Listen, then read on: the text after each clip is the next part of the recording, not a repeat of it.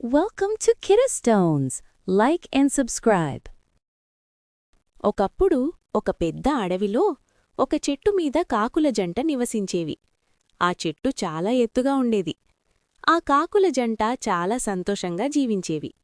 ప్రతి సంవత్సరం ఆ ఆడకాకి గూడు కట్టి గుడ్లు పెట్టేది. కాని వారి ఆనందం ఎక్కువ కాలం నిలవలేదు. ఆ చెట్టు వేర్ల దగ్గర ఒక పెద్ద పాముండేది. ప్రతిసారీ కాకి గుడ్లు పెట్టినప్పుడు ఆ పాము చెట్టెక్కి గుడ్లను తినేసేది. ఆ కాకులు చాలా బాధపడ్డాయి. కాని ఆ పాముతో పోరాడే శక్తి వారికి లేదు. ఒకరోజు ఆ కాకులు తమ స్నేహితుడు అయిన ఒక తెలివైన నక్క దగ్గరకు వెళ్లి తమ దుఃఖాన్ని చెప్పాయి. నక్క కొద్దిసేపు ఆలోచించి, మీరు బలంతో కాదు, తెలివితో గెలవాలి. నేనొక చిట్కా చెబుతాను. దానిని పాటిస్తే ఆ పాము నుండి శాశ్వతంగా విముక్తి పొందుతారు అంది. తర్వాతి రోజు కాకులు రాజభవనానికి ఎగిరివెళ్లాయి. అక్కడ రాజకుమారి తోటలోని చెరువులో స్నానం చేస్తూ తన బంగారు ఆభరణాలను చెరువు ఒడ్డున పెట్టింది. ఆ సమయంలో ఆడకాకి వేగంగా ఎగిరివెళ్లి ఒక బంగారు హారం తన ముక్కుతో పట్టుకుని ఎగిరిపోయింది.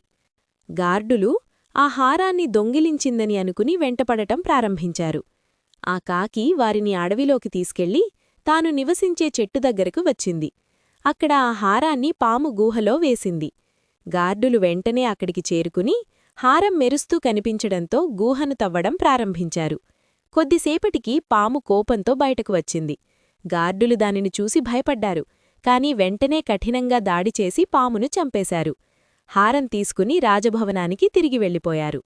ఆ కాకులు పాము చనిపోయినట్లు చూసి ఎంతో సంతోషించాయి.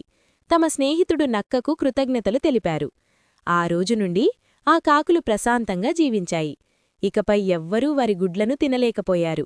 వారు తమ పిల్లలతో ఆనందంగా జీవించారు. నీతి: బలం కంటే తెలివి గొప్పది.